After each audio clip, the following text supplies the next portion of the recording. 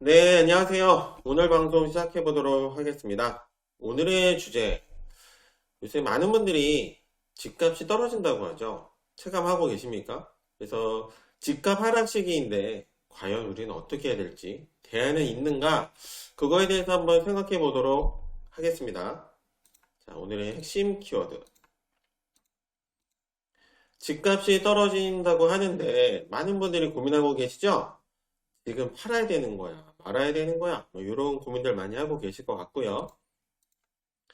집값 하락 시기라는데 만약에 살려고 하는 사람이 있다면 그 타이밍이 맞는지도 좀 생각을 해봐야 되고, 뭘 사야 되느냐, 어디에다가 뭘 어떻게 투자 전략을 세워야 되느냐, 이런 것들을 제목을 놓고 한번 생각을 해보도록 하겠습니다.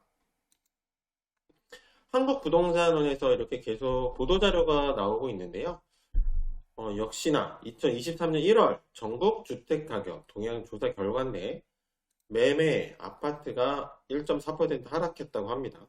전세가 더 떨어졌네요. 2.29%. 월세는 상대적으로 덜 떨어졌죠.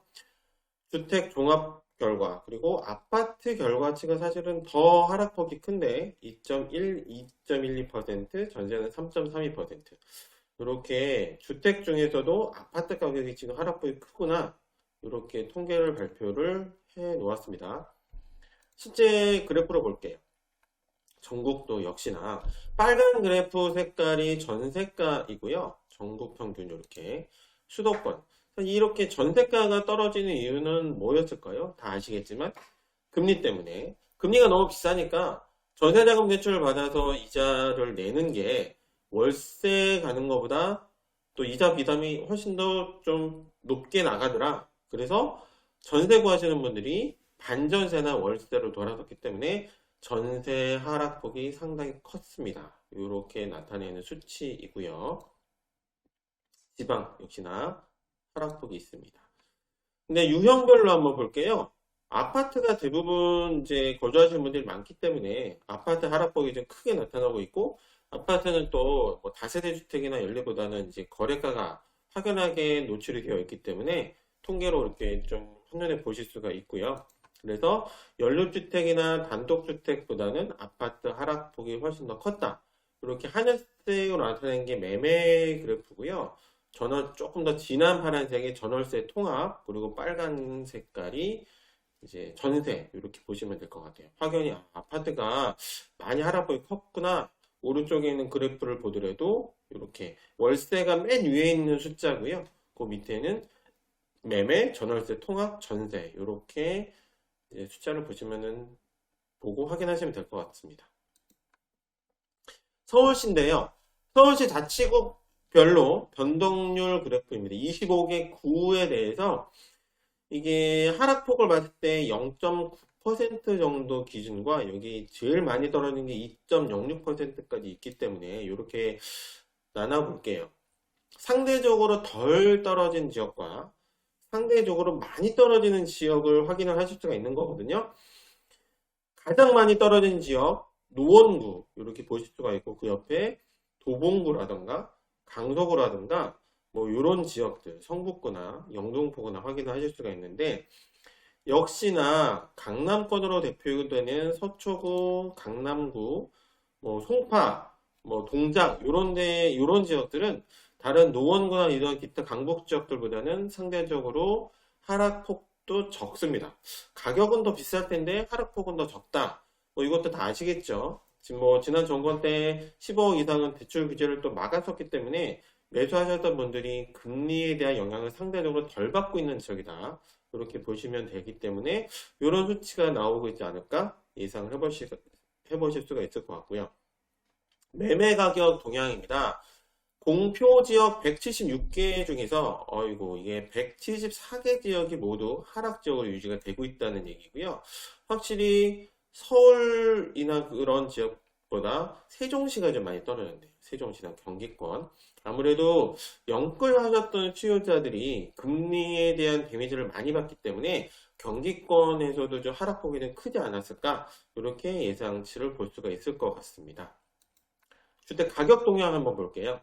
서울, 인천, 여기 위에 보시면 서울 매도자 간의 희망 가격차로 관망세가 지속 중이다. 이게 사야 되는 건지 팔아야 되는 건지 좀 관망하셨겠죠. 경기가 안 좋다는 그런 시그널이 계속 나오기 때문에. 그런데 시장 가격 회복에 대한 기대 심리가 있었다. 이거는 뭘까요? 규제 완화. 밑에 인천 경기 지역이 표시가 되고 있죠. 정부의 규제 완화 정책에 따른 기대 심리가 지금 반영이 되고 있다. 그래서 조금 좀 이렇게 손절하고 싶으셨던 분들도 관망하시는 상황으로 좀 분석을 해보실 수가 있을 것 같고요.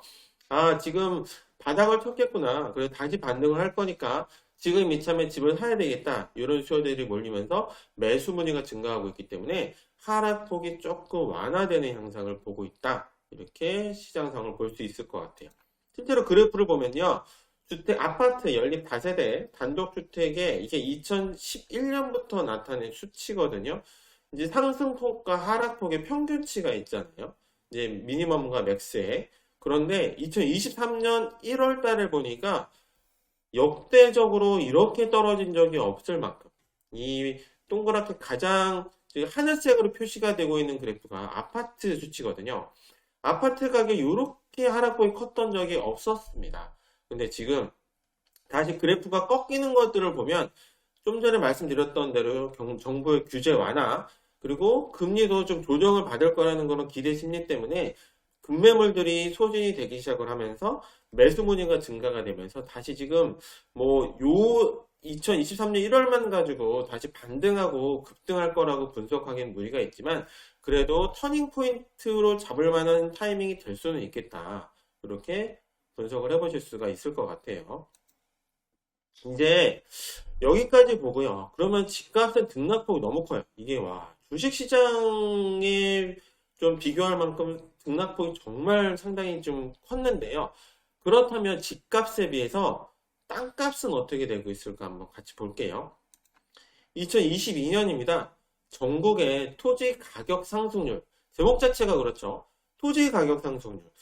집값은 사상 초유에 이렇게 떨어진 적이 없었을 만큼 하락을 했는데, 그런데 반대로 땅값은 오르고 있다는 거죠. 진하게 표시가 되고 있는 서울 경기 지역과 세종시 대전으로 대표된 이런 지역들이 상승폭이 가장 컸습니다. 이제 이 지역들은 좀 업무 시설들이 많이 확충이 되면서 또 관공서도 좀 많이 지금 포진이 되어 있는 세종시라든가 이런 지역들이 이제 선전을 해서 토지 가격이 많이 지금 올랐다 이렇게 보실 수가 있겠죠. 전국의 땅값이 2.73%가 올랐다고 지금 하고 있고요. 토지 거래량은 근데 반대로 33%가 감소했습니다. 뭐 대출에 대한 부담도 있을 것 같고요. 세금에 대한 부담도 있을 것 같고요. 그래서 거래량은 감소를 했지만 그래도 땅값은 올랐다. 공시가는 올랐다. 이렇게 보실 수가 있을 것 같아요. 월별로 한번 따져보겠습니다. 전국, 수도권, 지방, 서울 대체적으로 2022년 10월까지는 올랐죠. 집값은 요동을 쳤음에도 불구하고 집값은 하락의 나락으로 계속 떠졌음에도 불구하고 이제 계속적으로 올랐다가 11월, 12월에 조금 조정을 받는 분위기이네요. 사실 집값만 해도 그런 것 같아요. 이제 규제 때문에 너무 올랐었잖아요. 뭐 10억 하던 강남 아파트가 30억까지 올랐었기 때문에 이게 지금 조정을 받아서 제자리를 찾아가고 있다고 해석을 하는 게 제가 볼 때는 사실은 맞는 것 같습니다. 이게 뭐 완전히 급락해서 집값이 가치를 매길 수 없을 만큼 평가가 덜하가 됐다. 그렇게 해석하기에는 무리가 있을 것 같습니다. 용도 지역별로도 한번 볼게요. 도시 지역과 비도시 지역이 나눠지고 있는데요. 이제 집값 변동률을 보면 주거 지역이나 상업 지역이나 공업 지역, 뭔가 토지의 이용 가치가 있는 이런 지역들이 상승폭이 조금 변동폭이 높다 이렇게 보실 수가 있을 것 같고요. 이용 상황별로도 주거용 부동산과 상업용 부동산이 아무래도 집값 변동률이 높다. 이거는 뭘까요? 토지의 활용도가 좋아질수록 이제 아무래도 토지 가격이 상승폭이 크다 이렇게 해석해도 되지 않을까 싶거든요. 제가 사진 하나 보여드릴게요. 이게 대한민국의 또 아주 상징적인 건물이죠. 롯데월드 제2 롯데월드 타워인데 이 건물이 생기면서 주변의 상권 지도와 유도인구 동선도 많이 바뀌었을 것 같습니다. 제목에 보시는 것처럼 직주 근접과 자족 도시와 업무 타운이 앞으로 상당히 중요해질 거라는 말씀을 드리고 싶어요. 지난 2월 7일 날 국토교통부에서도 뭐 1기 신도시 개발 계획에 대해서도 언급을 했었죠. 거기에 나온 이제 키워드 중에 하나 기억하시는 게 뭐가 있을까요? 도시 재창조입니다. 예전에는 용도 지역이 확연하게 나눠져 있었기 때문에 주거 지역에는 집만 지었고 공업 지역에서는 공장 지대만 있었고 사실 그런데 용도 지역이 나눠졌던 것들이 의미가 없어집니다. 왜냐하면 이제 4차 산업의 시대로 올라서면서 굴뚝 산업이 없어지고 이렇게 뭔가 IT와 뭐 ICT라고도 많은 분들이 얘기를 하시죠.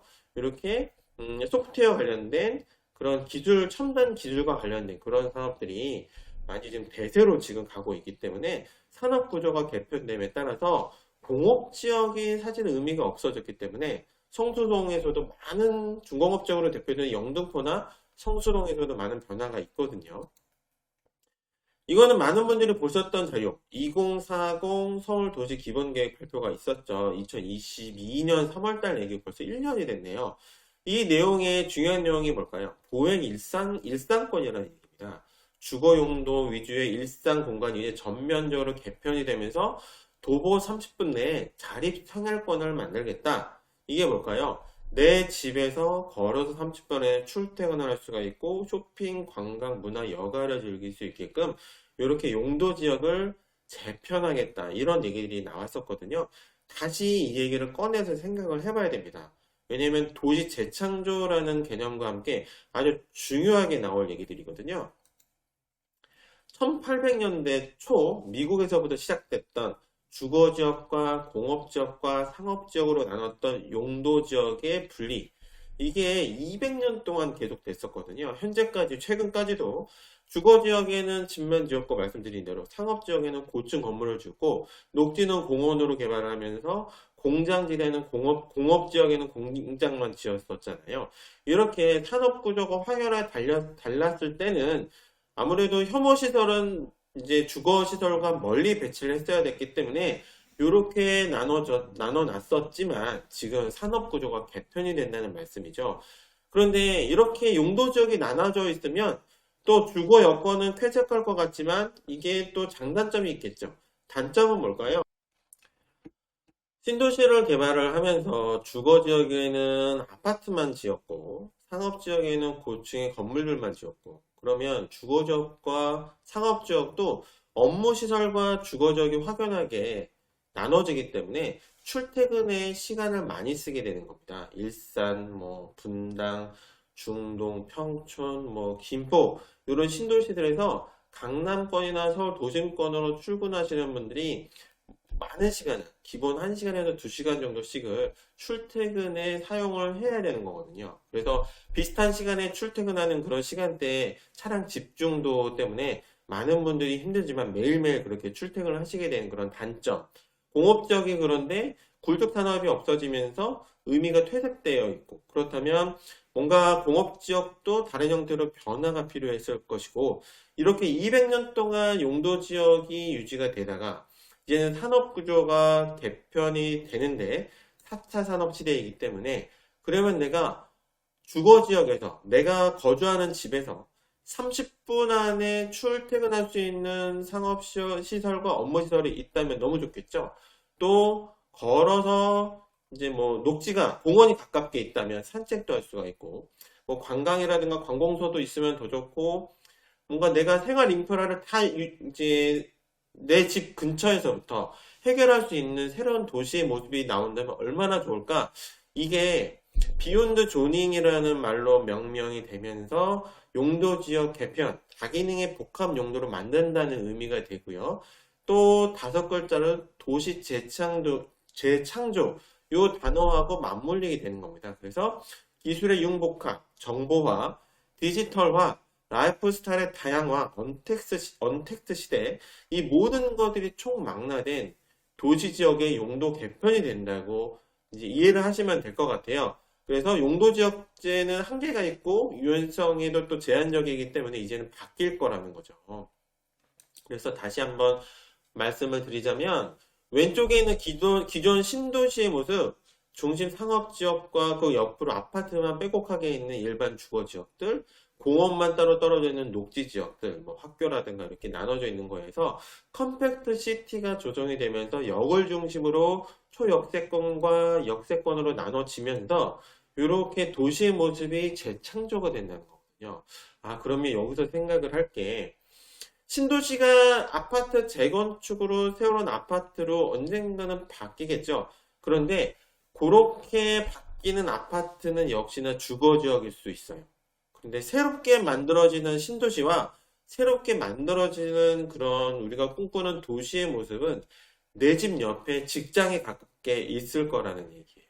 이렇게 직주 근접을 진짜 실제로 이제 이룰 수 있는 그런 도시의 모습이 미래의 상을 나타낼 수 있는 그런 도시이기 때문에 이런 지역들을 찾는다면 투자 포인트를 생각할 때도 조금 더 좀 직접적으로 미래 가치에 부합되는 그런 지역을 찾을 수가 있지 않을까 이런 말씀을 드리고 싶고요. 그래서 결론은 그거죠. 개발로 인해서 땅의 가치가 급상승할 곳. 아까 오늘 한국부동산원의 자료를 보면서 집값은 등락이 있어요. 어쩔 수가 없죠. 뭐 금융 규제 때문에 아니면 부동산 규제 때문에 아니면 뭐 이제 금리 문제 때문에 등락이 있을 수가 있어요. 수요와 공급에 그런 불균형도 생길 수가 있고. 그런데 중간에 봤던 것처럼 결국은 땅값은 올라간다는 거죠. 집값이 하락해도 토지 거래량이 34%가 급감을 해도 그래도 땅값은 결국은 우상향이기 때문에 그러면 내 집 옆에 어떤 건설 회사에서 새로운 아파트를 만들고 새로운 주택들을 만들고 그렇게 했을 때 땅값이 올라간다는 것은 원 공급 가격이 상승한다고 해석을 할 수가 있을 것 같고요. 결론은 크게 봤을 때는 우상향의 그래프를 따라가게 될 것이다. 그런데 앞으로 내가 투자를 하게 된다면 이렇게 보행 일상권이 실제적으로 현실화가 될 만한 그런 지역에다가 투자 포인트를 잡는 것이 훨씬 더 다른 지역에 투자하는 것보다는 현명할 것이다. 이런 말씀을 또 드리고 싶은 거예요. 그래서 다섯 글자로 줄였을 때 도시 재창조라는 것이 이렇게 부합되는 의미라고 보시면 될 것 같습니다. 정리해 보겠습니다. 처음에 제목을 집값이 떨어지는데 지금이라도 팔아야 되는가? 저는 제가 드리고 싶은 견해는요. 물론 집값이 하락하고 있지만 대한민국의 모든 집값이 서울의 모든 집값이 떨어진다고 해석하는 것은 무리가 있습니다. 그래서 지금 집값이 떨어지고 있는 타이밍이니까 내 집을 매도하는 것은 좋은 타이밍은 아니라고 저는 말씀을 드리고 싶고요. 또 땅값이 올라간다는 말씀을 드렸고 결국은 우상향으로 다시 갈 거라는 말씀을 드렸기 때문에 집값이라는 것은 등락이 있잖아요. 그러면 조금 더 금리가 안정을 찾았을 때 빠르면 올해 하반기나 내년 정도가 지금보다는 매도하기에는 좋은 타이밍이 될 거라고 저는 말씀을 드리고 싶습니다. 왜냐하면 부동산 규제는 완화하는 기조로 계속 가고 있기 때문에 그럴 거고요. 근데 집값이 어느 정도로 떨어져 있다고 많은 분들이 생각하고 있는데 이게 팔아야 되는 타이밍이는지 새로 사야 되는지 더 떨어지면 사야 되는지 이런 것들을 가늠을 못하고 계시잖아요. 그런데 뭐 주식시장에도 그런 말 있죠. 무릎선에 사서 어깨선에 팔아라. 완전 바닥을 칠 때까지 기다리다가는 사실은 타이밍을 놓칠 수도 있습니다. 그래서 지금은 내가 원하는 지역에 집을 살 만한 아주 최적의 타이밍이라고 저는 말씀을 드리고 싶거든요.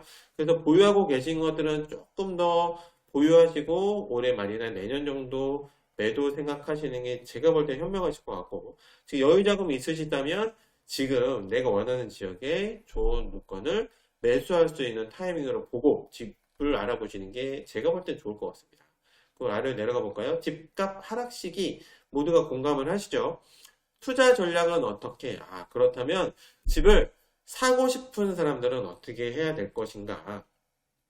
좀 전에 말씀드렸던 거 2040 서울 도시 기본 계획과 맞물려서 1기 신도시 발표 계획에 도시 재창조의 개념이 들어갔다는 거. 그래서 앞으로 새롭게 만들어지는 도시는 1기 신도시 안에서도 아파트만 새로 부시고 새로운 아파트만 지는 것이 아니라 가능하다면 그 옆에 주변에 있는 저밀도 지구, 단독이나 다세대 단독주택들이 모여있는 저밀도 지구가 같이 가능하다면 통합 개발이 되게 될 것입니다. 그러면서 그 중심 쪽으로는 이제 업무 시설들이 들어가게 되는 거죠. 지금 1기 신도시가 어땠어요? 지난 영상 때도 말씀을 드렸지만 노태우 정권 때 거의 3년 반 만에 신도시를 만들어내면서 정말 200만 호에 가까운 그런 아파트를 엄청 빠른 시간 안에, 짧은 시간 안에 지었다는 거죠. 그런데 당장은 주거에 대한 문제를 해결을 했다고 생각을 했겠지만 결국은 집만 지었다는 거예요. 그래서 외곽에 있는 신도시에서 출퇴근의 동선에 너무나 많은 사람들이 이제 몰리게 된 그런 교통 문제도 수반됐어야 되는데 그렇게 했어야 되는 부분들이 조금 미흡했었던 거 아닌가. 그래서 이런 문제들이 생기지 않았을까. 이렇게 조금 반성을 해본다면 앞으로의 도시는 정말 내 집 옆에 업무 지역이 같이 조성이 되는 그런 직접적인 도시 재창조. 정말 이제 직주 근접이라는 말들을 많이 하시지만 뭐 내가 뭐 회사 옆에다가 뭐 원룸이든 투룸이든 이렇게 하나 얻어놓고 기러기 아빠처럼 이렇게 가는 것이 직주 근접이 아니고요.